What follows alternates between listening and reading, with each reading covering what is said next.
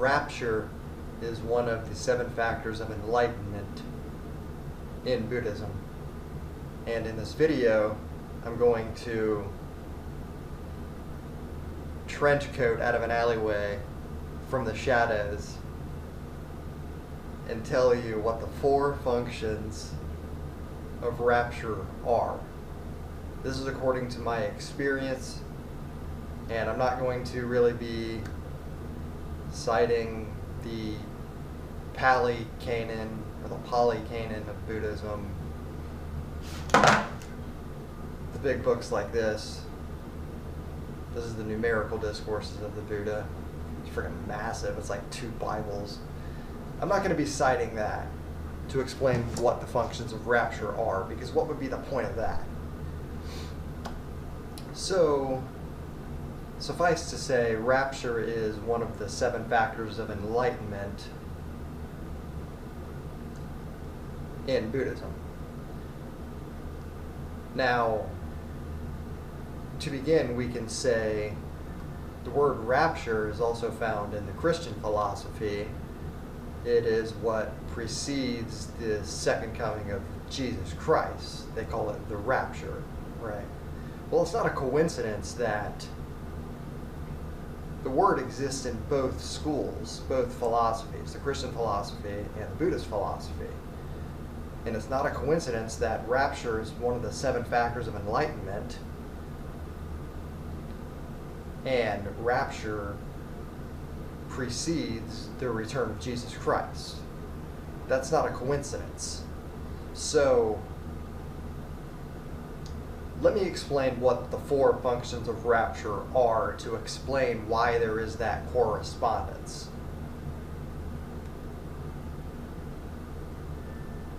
The first function of rapture is that it cultivates mindfulness. And the reason is because it originates at the place of the sexual reproductive organ, in the tendon in the lower abdomen, the triangle at the lower abdomen, right? So the crotch chops is where transcendent spiritual power is said to come from in Zen Buddhism.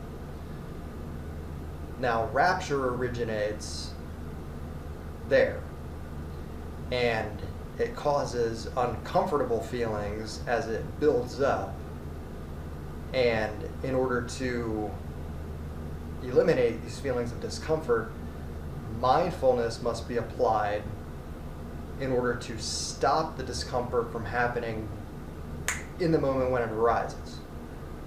And so the first function of rapture is that it cultivates mindfulness, because this is even, I would say, it's almost pre-reflexive. It's not as though rapture cultivates your reflexes, it's before that. It cultivates mindfulness to stop uncomfortable feelings generated from the rapture, which generates in the lower abdomen. So the first function of rapture is that it cultivates mindfulness. Uncomfortable feelings that come from rapture are brought to a stop if you are mindful in the moment when they arise. So the first function of rapture is that it promotes mindfulness. The second function of rapture is that it allows for the arising of heretofore unarisen consciousnesses. Now, I'm not going to tell you that the arhat, or the enlightened being in Buddhism, is in a state of an unarisen consciousness, but I am going to tell you that before the arhat stage, there are unarisen consciousnesses. There is such a thing as an unarisen consciousness. And the second function of rapture is to cultivate unarisen consciousness.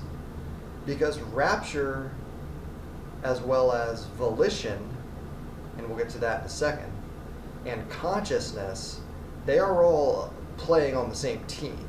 They're sort of made of the same kind of thing. So rapture operates on the consciousness, and it refines it and brings it to a more sublime state. And it is through rapture that the agent is able to, as the scriptures say, travel in the body as far as the Brahma world. Now, the scriptures don't tell you that rapture is how that happens, but I'm telling you that's how that happens. So, it is through rapture that we are able to experience very divine states. So that's the second function of rapture, to bring about unarisen consciousness. The third function of rapture is to diminish conceit. So conceit, which is the I think, needs to be sufficiently diminished at higher araya stages for the noble disciple. And your conceit really knows no limitations. They could build monuments to your self-centeredness. Okay, it's what happens when an unstoppable force meets an immovable object. You are so conceited, it takes chemical warfare to actually diminish the faculty of conceit. And rapture actually erodes away conceit. And so this is the third function of rapture, to diminish conceit, the I think. Rapture diminishes it or erodes at it, wears it away. So that's the third function of rapture. Now the fourth function of rapture is probably the most practical. The fourth function of rapture is that it acts as a reservoir for volition. What that means is, at higher stages of discipleship, it becomes categorically impossible to carry out any behaviors that would precipitate rebirth into lower realms or lower states like hell or the animal realm or something like that. And you can see my video on the Sotapanna fruition where I explain that. So now the question is, if it is such that the disciple, it is no longer possible for it to carry out any behaviors that would precipitate rebirth in any lower states. The reason is because that volition has to be converted over to rapture. Rapture converts over previous volition, where you would previously kill that fly that's flying around. I don't do that. But what do? Well, what I do isn't really the point. But the question is, what happens to that will?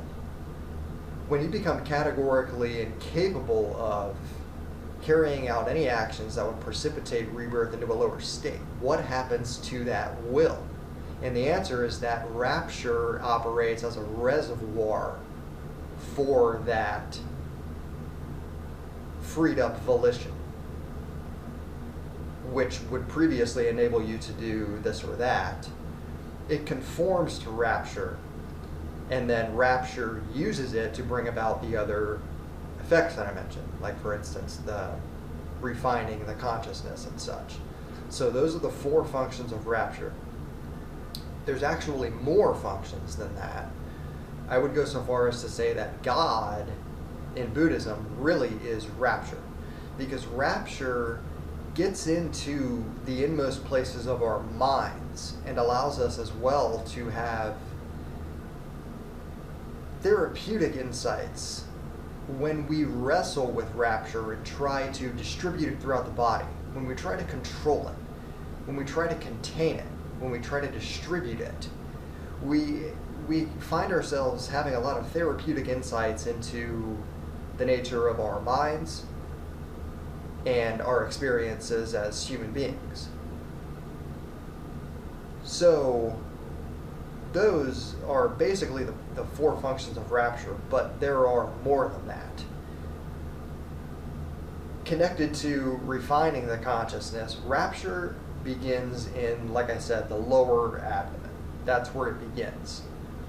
And in order to distribute it throughout the body, we need to keep the spine erect, and we also need to flex certain muscles in the tendon, in the lower abdomen. They need to be flexed. The muscles that we use when we defecate or when we come to orgasm and things like that, when we use the muscles in the lower abdomen, we need to twitch those muscles in order to distribute rapture throughout the body. And when we do that through mindfulness, we are brought into realizations about the nature of the Dhamma, the nature of reality. When we flex the muscles in the lower abdomen, spine erect, flexing those muscles in order to distribute rapture, it brings about insight into the nature of reality. And so, in summation, after I mentioned the 4 factors and the additional effects of rapture, that is why rapture is one of the 7 factors of enlightenment.